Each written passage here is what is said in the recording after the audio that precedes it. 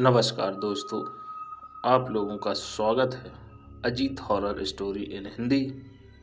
आज मैं आपके साथ एक डरावनी कहानी लेकर आया हूँ, जिसे मेरे प्रिय मित्र राजस्थान से राजेश कुमार ने भेजी है।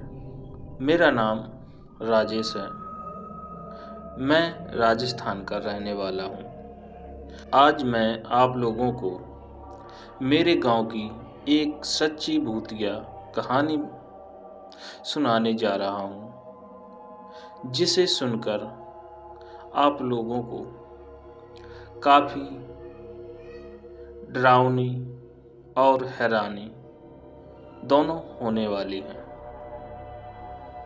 करीबन बात 2017 की मई महीने की है, जब प्रचंड गर्मी पड़ी थी।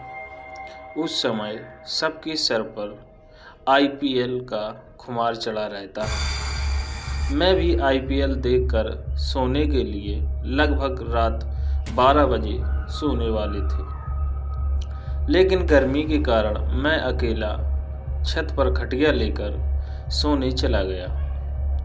इतनी गर्मी थी कि मुझे ढंग से नींद भी जल्दी नहीं आ रही थी। बड़ी मुश्किल से मैं सो गया। रात को लगभग समय 1:30 या 2 बजे होंगे। मुझे कुछ रोने की आवाज़ सुनाई देती है। मुझे लगा कोई बच्चा रो रहा होगा, इसलिए पहले तो मैंने उस पर कोई ध्यान नहीं दिया।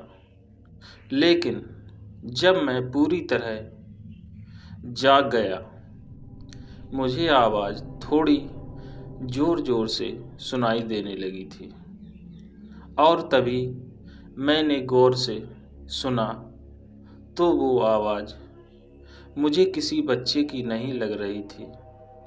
वो आवाज़ किसी नई नवेली महिला की लग रही थी। फिर मैंने उठकर देखने की सोची। अंधेरा होने के कारण मुझे मेरा मोबाइल नहीं मिल रहा था, क्योंकि वह मोबाइल कुछ देर अंधेरे में हाथ फेरने के बाद मुझे खटिया के नीचे मोबाइल मिल गई, जो कि खटिया के नीचे गिर गया था।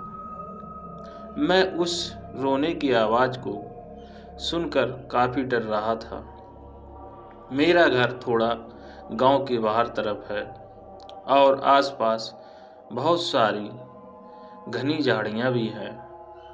चारों तरफ काफ़ी अंधेरा दिखाई दे रहा था। तभी मैंने मोबाइल का फ्लैश लाइट जलाया। उन झाड़ियों की तरफ जब देखने की कोशिश की तो मुझे ज़्यादा कुछ दिखाई नहीं दे रहा था, लेकिन जितना भी दिखाई दे रहा था वो काफ़ी डरावनी था। मैंने देखा कि एक डरावनी औरत सफ़ेद साड़ी में थी और पेड़ की डाली पर बैठकर रोने की आवाज़ कर रही थी। मेरी धड़कन काफ़ी ज़ोर से धड़क रही थी। फिर मुझे ऐसा लगा कि वो मेरी तरफ घूर रही है। उस समय डर के कारण मेरा हालत काफ़ी ख़राब हो चुका था। फिर मैं तेज़ी से नीचे अपने रूम की तरफ भागा और अपने रूम में जाकर दरवाज़ा और सारे खिड़की बंद कर ली। फिर भी मुझे बहुत ज़्यादा डर लग रहा था। दूसरे रूम में जाकर अपने मम्मी पापा को भी बुलाने का साहस मुझ में नहीं रहा था। पूरी रात मुझे नींद नहीं आई और ऊपर से इतनी गर्मी। पूरी रात जागने के बाद सुबह सुबह मैंने जब सो गया, पता भी नहीं चला कि कब सुबह हो गई।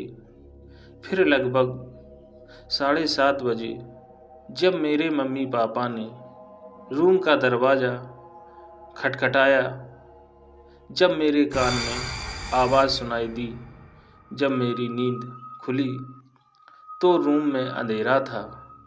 क्योंकि रात को मैंने सारी खिड़की और दरवाजे बंद कर दिए थे।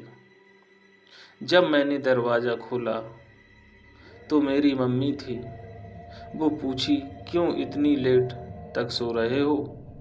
मैंने सारे घर वालों को बीती रात की घटना के बारे में बताया।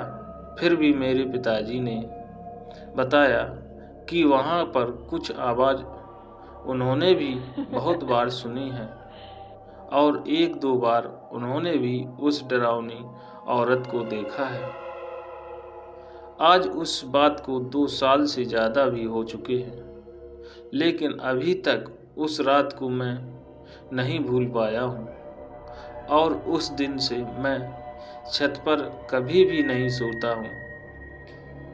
ये थी मेरी कहानी। आशा करता हूँ कि आपको यह डरावनी कहानी सुनकर अच्छा लगा होगा।